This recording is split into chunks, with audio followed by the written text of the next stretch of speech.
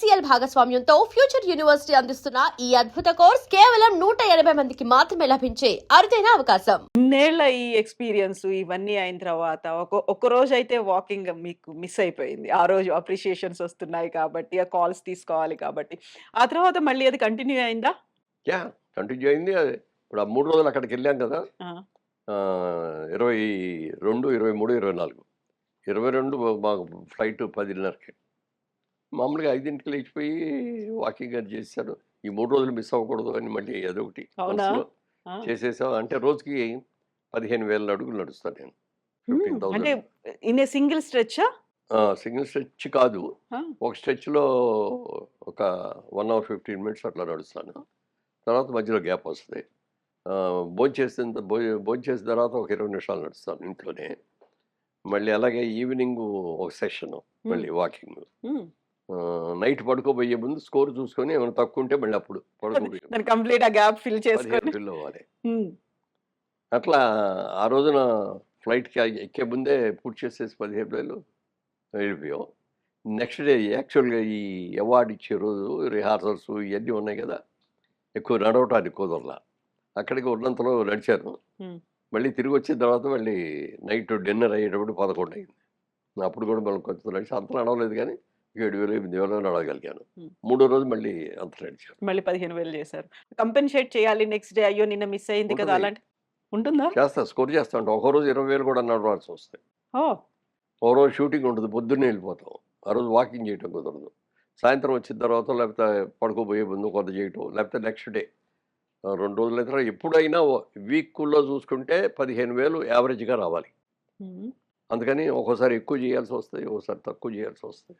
యూజువల్‌గా డాక్టర్స్ చెప్పేది 10,000 అడుగులు చాలు అంటారు. దాన్ని మించి ఎగ్జాక్ట్‌లీ. చేస్తున్నారు ఎందుకలా? అంతకుముందు నేను 20,000 నడిచేవాడిని. ఆ! ఎందుకు 20,000 నడిచేవాడిని అంటే ఎర్లీ ఏజ్‌లో ఎక్సర్సైజ్ చేస్తే బాడీ తగ్గడం అయన్నీ కూడా పర్ఫెక్ట్‌గా దొరుకుతాయి. బాగా ఎక్కువ పరిగెడతారు, జాగింగ్ చేస్తారు ఇయని. నేను ఆ రోజుల్లో కూడా నడిచేవాడిని. అప్పుడప్పుడు జాగింగ్ చేసేవాడిని. స్విమ్మింగ్ చేసేవాడిని. హ్మ్. లేకపోతే ఏదైనా హార్స్ రైడింగ్ లాంటిది చేసేవాడిని. అప్పట్లో ఈ జిమ్‌లో ఇయన్నీ లేవు. మేము వచ్చిన కొత్తలో. ఆ రోజుల్లో ఎన్టీ రామారావు, నాగేశ్వరరావు అయితే నాగేశ్వరరావు గారు ఎప్పుడూ నడకే. ఎన్టీ రామారావు గారు ఏం చేసేవారంటే తెల్లవారుజామున లెగుస్తారు ఆయన. 3:30 లేచిపోతారు. లేచిపోయి కాలకృత్యాలు తీసుకొని ఇక అక్కడ ఎక్సర్సైజ్ చేయాలి కదా! ఆయన ఇంటి ముందు ఒక లారీ ఇసుక అన్‌లోడ్ చేసి ఉంటుంది. హ్మ్. ఎప్పుడు? ఎప్పుడు ఒక పార పుచ్చుకుంటారు. మామూలుగా ఇట్లా పెద్ద ఇయి కాకుండా పార ఇట్లా ఒంగోని ఇట్లా వంగి. పోయారన్నమాట. అక్కడికెళ్ళి ఆ ఇసుకంతా ఇటు తోస్తారు మొత్తం. ఈ లారీ లోడ్ ఇటు మొత్తం వస్తారు. మళ్ళీ అయిన తర్వాత ఇది తీసి మళ్ళీ ఇటు పోతారు. ఆ! దట్ ఈస్ ది అదే రోజు. రోజు. హ్మ్. అది ఆయన ఎక్సర్సైజ్. బావుంది. చాలా బావుంది. ఎందుకంటే ఇప్పుడు ఎంతమంది అభిమానించారు, ఎంతమంది అభిమానులు వస్తున్నారంటే అది నిలబెట్టుకోవాలంటే మేము కూడా కొన్ని సాక్రిఫైస్ చేయాలి. అవును కదా! ఏది పడితే అది తినము. Limited food. వీలైనంత వరకు హౌస్ ఫుడ్డు. స్వీట్స్ దగ్గరికి రానివ్వము. హ్మ్. ప్రాక్టీసు. అది వాకింగ్ చేస్తారా? జిమ్‌కెళ్ళి చేస్తారా? ఏం చేస్తారది? ఆ బాడీ కాపాడుకోవాలి. పొట్ట పెరగకూడదు. నాకు అప్పుడప్పుడు అనిపిస్తది. కొంతమంది అంటారు, "మురళీమోహన్ గారు మిమ్మల్ని చూస్తే మాకు చాలా ఇన్స్పిరేషన్ అండి. మేము కూడా మీలాగే చేస్తామండి" అని చెప్పినప్పుడు మనసులో సంతోషం ఉంటది. లోపల అనుకుంటాం, "దీనికోసం మేము ఎంత కష్టపడుతున్నామో నీకేం తెలుసు బాబు" అంటాం. మా కష్టం ఏం తెలుసు. "మీరేం తింటారు సార్" అంటారు. "మీరందరూ ఏం తింటారు? నేను అదే తింటాను. ఆ!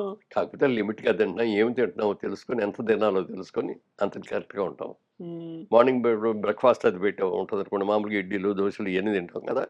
అయ్యేం తినను నేను. అది తినకుండా ఫ్రూట్స్, హ్మ్. Seasonal fruits. పపాయి లేకపోతే వాటర్ మిలన్ను, యాపిల్లు, హ్మ్. సీతాఫలాలు దొరికేటప్పుడు సీతాఫలాలు, మామిడికాయలు వచ్చినప్పుడు మామిడికాయలు. అట్లా సీజనల్ ఫుడ్ తినేసి ఒక గ్లాస్‌తో రాగి జావ తాగుతాను డైలీ. డైలీ. అయితే లంచ్‌కి వచ్చేటప్పటికి ఆ రోజు అప్పుడు రైస్ తోటి వెజ్ మెయిన్‌గా ఆకుకూర కంపల్సరీగా ఉంటది. ఆకుకూర, పప్పుకూర ఇది. తర్వాత నాన్ వెజిటేరియన్ ఉంటే తింటాం. అది హ్మ్. కూడా వారానికి ఓ 2 రోజులు, 3 రోజులు తింటాం కాబట్టి రెగ్యులర్‌గా తినను. నైట్ టైమ్ ఓన్లీ టిఫిన్ ఒక దోస హుహు. లేకపోతే ఓ 2 2 కానీ, 3 కానీ ఇడ్లీ. ఏదో ఒకటే. ఒక్క ఐటమే. అది తినేసి గ్లాస్ మజ్జిగ తాగేసి పడుకో. హ్మ్. సో, మార్నింగ్ బ్రేక్‌ఫాస్ట్ అనేది ఇంకుండదు. ఓన్లీ ఉండదు. ఫ్రూట్స్ ఇవే ఇంకా. ఒక సింగిల్ ప్రాపర్ మీల్ ఆ! ఆఫ్టర్‌నూన్ అవుతది అలా లంచ్‌కి ఇప్పుడు అంతే. మన రామారావు ఎన్నుకున్నది ఇసుక అటు ఇటు వారే ఆ టైంలో మీరేం చేసేవారు మరి? అప్పుడు మేము పొద్దున్నే బయటికి తెల్లవారుజామున లేచి నడక్కే వెళ్ళేవాళ్ళం. హ్మ్. అప్పుడప్పుడు బీచ్‌లో నడిచేవాళ్ళం. బీచ్ రోజు వెళ్ళిపోయి బీచ్‌లో శాండ్‌లో నడిచేవాళ్ళం. చెప్పులు లేకుండా, షూ లేకుండా షూ అప్పటికి. లేకుండా. లేకపోతే స్విమ్మింగ్ చేసేవాడిని. స్విమ్మింగ్ ఇప్పుడు కూడా చేస్తా ఉంటాను. ఇప్పుడు కాకపోతే బాడీకి ఎప్పుడు కూడా ఒకటే అలవాటు చేయకూడదంట. హ్మ్. తిండి గాని, ఎక్సర్సైజ్ గాని ఏదైనా దాన్ని కన్‌ఫ్యూజ్ చేసేయాలన్నమాట దాన్ని. ఏ రోజున ఏం పెడతాడో తెలీదు ఈయన హ్మ్. అనుకోవాలి అది. లేకపోతే షుగర్స్ అన్నీ అక్కడ స్టోర్ అయిపోయి లేకపోతే ఉంటారు. మొత్తం స్టోర్ చేసేసి పెడతది. అవును. ఆ! అందుకని అలా చేయటం అలవాటు. ఇప్పుడు జిమ్‌కి కూడా వెళ్తున్నా. ఎందుకంటే కొంచెం మజిల్స్ అయన్నీ కూడా లూజ్ అయిపోతున్నాయి ఏజ్‌ని బట్టి. మరి దానికి మా బాబు గొడవ పెడితే ఆ! జిమ్‌కి రోజు ఒక గంట సేపు ఈవినింగ్ 4:30-5:30 జిమ్ చేస్తాను. అదే వాకింగ్ ట్రెడ్‌మిల్ మీద చేయొచ్చు కదా! ఎందుకు 15,000 అడుగులు చేయొచ్చు. పార్క్? థ్రెడ్‌మిల్ మీద చేసేటప్పుడు ఏమవుద్దంటే అది ఒక రిథమ్ పెట్టుకొని స్పీడు, హ్మ్. ఎలివేషన్ అయన్నీ పెట్టుకొని చేస్తాం. దాంట్లో స్పీడు అవును. తగ్గించుకోవడం కావాలంటే చేసుకుంటూ హ్మ్. ఉంటారు. నాకెందుకో మొదటి నుంచి అది ఇష్టం లేదు. నాకు నేచర్‌లో నడవాలి. మనం వచ్చిన స్పీడ్‌లో మనం నడవాలి. ఒకసారి నడుస్తాం స్పీడ్‌గా, ఒకసారి కాసేపు పరిగెడతాం. కూర్చోవాలనిపిస్తుంది. అందుకని అట్లా నాకు ఆ ఫ్రెష్ ఎయిర్‌లో తెల్లవారుజామునంటే బావుంటది. హ్మ్. అందుకని ఎప్పుడు కూడా నేను ఎక్కడికెళ్ళినా కూడా అమెరికా వెళ్ళామనుకోండి రోడ్లు, గీడ్లు మరి గబుక్కన మిస్ అయితే మనం రాలేం. అందుకని ఎటు వెళ్తున్నాం, లెఫ్ట్ ఎక్కడ తిరుగుతున్నాం, రైట్ ఎక్కడ అయన్నీ చూసుకొని హ్మ్. దాని ప్రకారం ఒక మ్యాప్ ఏదైనా పెట్టుకుంటారా మొబైల్‌లో? ఏం లేదు మొబైల్‌లో పెట్టుకోవడం. హ్మ్.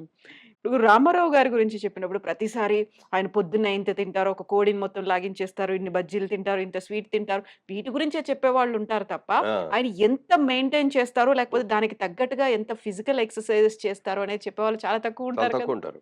పైగా ఆయన పౌరాణిక క్యారెక్టర్‌లు చేసేటప్పుడు అప్పుడు షర్ట్ గిట్ట ఉండదు కదా! వాళ్ళ కృష్ణుడేసినా, హ్మ్. దుర్యోధనుడేసినా, భీముడేసినప్పుడు మాత్రం కొంచెం ఎక్కువే తేడొచ్చు. మిగిలిన అన్ని రోజులు అసలు నేల మీదే పడుకుంటారు. పౌరాణిక క్యారెక్టర్ చేసేటప్పుడు నాన్ వెజిటేరియన్ తినరు. Only vegetarian. హ్మ్. నేల మీదే పడుకుంటారు. అట్లా అంత స్ట్రిక్ట్‌గా మెయింటైన్ చేస్తారాయన. ఆ పౌరాణిక అంత పవిత్రంగా. మరి ఇయన్నీ కూడా క్రమశిక్షణతో ఉండాలి. నేను కూడా రోజు చేసిన తర్వాత ఫోటోలు అదే అద్దంలో చూసుకుంటా కదా! చేసుకునేటప్పుడు బట్టలేసుకున్నప్పుడు చూసుకుంటాం. చూసుకున్నప్పుడు బాగుందనుకో అనుకున్నట్టుగా అనుకోని బాడీ గీడీ అన్నీ బాగుంటాయి. ముద్దొస్తున్నావోయేమో అనుకోని నన్ను నేనే ప్రతిరోజు అనుకుంటారా? ఆ! ప్రతిరోజు అనుకోకపోయినా అప్పుడప్పుడు అనుకుంటా. ఒక్కోసారి ఏదో సరిగ్గా నడవలేకో, ఏదో కుదరలేకో కొంచెం పొట్ట పెరిగి మొహం పీకిపోయినట్టుంటే, ఏంట్రా మొహం హ్మ్. దరిద్రంగా ఉంది. బయట ఆళ్ళందరూనేమో నిన్ను ఇన్‌స్పిరేషన్ అని చెప్పి అంటున్నారు. నువ్వేంటి ఈ గెటప్ ఏంటి? ఏయ్! నన్ను నేనే తిట్టుకొని, మిమ్మల్ని ఆ మీరు రోజు నుంచి మోటివేట్ చేసుకొని మోటివేట్ చేసుకొని నెక్స్ట్ డే నుంచి ఎక్సర్‌సైజ్ ఎక్కువ పంపటం, ఇది చేయటం అది చేస్తా. హ్మ్. ఇన్ని చేస్తున్నారు కదా మీరు. భక్తి అనేది ఎక్కువ అనేది మాకర్థమవుతుంది. దానికి టైం ఎప్పుడు కేటాయించారు మీరు? దానికి భక్తి అనేది మా అమ్మ చిన్నప్పటి నుంచి నేర్పారు మాకు. హ్మ్. ఆవిడ రెగ్యులర్‌గా పూజ చేసేవారు. నిద్రపోయేటప్పుడు ఎలా దేవుడికి కాళ్ళు కట్టుకొనొచ్చి మంచం మీద కూర్చొని ఏం దండం పెట్టుకోవాలి, ఎలా అనుకోవాలి, తెల్లవారుజామున లేవగానే ఏమనుకోవాలి, ఎలా పూజ చేసుకోవాలి, దేవుడి దగ్గరికెళ్ళి దండం పెట్టుకొని మిగిలిన ఎట్లా ఎళ్ళాలి, ఇయన్నీ ఆవిడ నేర్పారు. ఆ నేర్పిన తర్వాత చదువుకునే రోజుల్లో కూడా దేవుడి దగ్గరికెళ్ళటం, దండం పెట్టుకోవడం, పరీక్షలకెళ్ళేటప్పుడు దండం పెట్టుకోవడం, అప్పుడప్పుడు గుడికెళ్ళటం, గుడి నుంచి రావటం అంతవరకే. హ్మ్. రెగ్యులర్‌గా కూర్చొని పూజ చేయటం అనేది మాత్రం నేను బిజినెస్‌లో దిగిన తర్వాత విజయవాడలో హ్మ్. బిజినెస్. అప్పటి నుంచి రోజు మరి 10 నిమిషాలు పూజ, 20 నిమిషాలు పూజ, 30 నిమిషాలు, అరగంట, గంట. గంట లెవెల్ దాకా పెరిగిందనమాట అది. ఇప్పుడు ఇప్పుడు కూడా తెల్లవారుజామున 6కి వాకింగ్. ఫ్లైట్‌కెళ్ళాలంటే హ్మ్. 6కి ఫ్లైట్‌కెళ్ళాలంటే అక్కడ 5కల్లా అక్కడ ఉండాలి కదా! అంటే అవును. 4, 4:30కో బయలుదేరాలి. అందుకని 3కి నిద్రలేసి స్నానం చేసి పూజ చేసుకొని అప్పుడెళ్తా హ్మ్. ఇప్పటికి. అలాగే అయ్యప్ప స్వామి మాలేసుకుంటాను ఎవరీ ఇయరు. ఎవ్రీ ఇయర్ ఆ! యేసుకుంటారు. ఇప్పటికి 38 సంవత్సరాలుగా ఏసుకుంటున్నా. కంపల్సరీగా డిసెంబర్ రాగానే ఆ నల్ల బట్టలేసుకోవటం, చెప్పులు లేకుండా ఉండటం, శాకాహారం, ఒంటి ఒంటి పూట భోజనం, అప్పుడు కిందే నేల మీద పడుకుంటారు. పడుకోవటం హ్మ్. అయన్నీ స్ట్రిక్ట్‌గా పాటిస్తాను. హ్మ్. అలాగే దేవుడున్నాడు, లేడు అని కొంతమంది చర్చలు ఆర్గ్యుమెంట్స్ జరుగుతాయిగా. ఉంటాయి. ఉన్నాడు, లేడు అనే వాళ్ళందరూ కూడా ఒక రోజున అడిగాడు నన్ను ఒకాయన. హ్మ్.